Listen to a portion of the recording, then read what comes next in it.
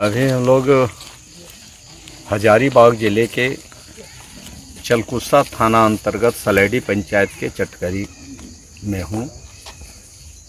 और अभी आप देख रहे थे कि चटकरी में ये जो हालात है खलिहान है, जिसको गांव के लोगों के द्वारा पुश्त दर पुश्त इसे खलिहान के रूप में 50 साल से लोग उपयोग कर रहे हैं। यह जीएम ज़मीन है और ये जो ज़मीन देख रहे हैं ये सार्वजनिक ज़मीन है। गांव का 10 एकड़ है, उसके बाद स्कूल का ज़मीन है 2 एकड़। और इसको यहाँ के लोगों ने पूरे गांव की ज़मीन के लिए मुकदमा लड़ा है। वर्षों वर्ष यहाँ के लोग ठेला चला करके, रिक्शा चला करके, मोटियाँ का काम करके कलकत्ता में, और इस ज़मीन को उसमें लड़ करके लिया।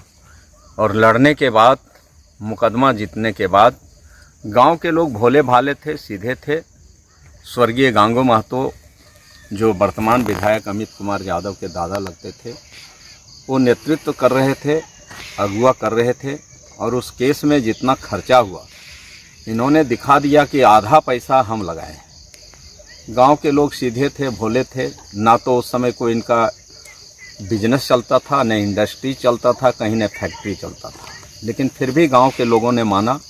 उन्होंने कहा कि यहाँ यह ज़मीन 10 एकड़ यहाँ गांव का याड़वार के लिए है, 5 एकड़ जो है सो उधर मंदिर मंडप के लिए है, स्कूल के लिए है। और इस तरह से गांव को दिखा करके और कई तरह का उन्होंने कागजात बनाया जो गांव को नहीं मिला। तब से गांव के लोगों का उसी रूप में यहाँ चल रहा है। लेकिन पिछले अभी कुछ दिनों से आतंक जो चल रहा है, ये अभी देखते होंगे कि अमित कुमार यादव जो यहाँ के वर्तमान विधायक हैं और इस गांव के कहते हैं कि हम दादा हैं, हमारे बिना। और इलेक्शन 13 तारीख को है, 12 तारीख को रात में यहाँ उनके लोगों के द्वारा महिला के साथ उसके घर में घुस करके अभद्र व्यवहार किया जाता है, मारपीट किया जाता है। इसकी सूचना मिलने पर स्वयं अमित कुमार यादव आते हैं और सबको, माँ, बहन, बेटी, रोटी, गांव के किसी व्यक्ति को नहीं छोड़ा। उन्होंने वोट देने के लिए स्वतंत्र रूप से वोट मत किनको दिया वो तो उन लोग जानते होंगे, उनकी आत्मा जानते होंगे। लेकिन उसको विश्वास है कि इन लोगों ने यहाँ जानकी प्रसाद यादव के पक्ष में मतदान किया। इसलिए खलिहान को उनके गुंडों के द्वारा जेसीबी लगा करके, 2-2 गो बुलडोजर लगा के पूरे खलिहान को यहाँ से यहाँ कबाड़ दिया गया है। निश्चित तौर पर स्कूल की ज़मीन जो है उसके लिए स्कूल का ही एक सहायक शिक्षक, इसी गांव का दिव्यांग व्यक्ति अजीत कुमार ने जो इसका विरोध किया था, अजीत यादव ने, कि घर स्कूल का ज़मीन में एक व्यक्ति के द्वारा भवन बनाया जा रहा है, तो उस दिन भी उसे बेरहमी से पीटा गया। उसकी पत्नी जो इस पंचायत की उप मुखिया है, उसके साथ भी मारपीट किया गया, इलाज रहा।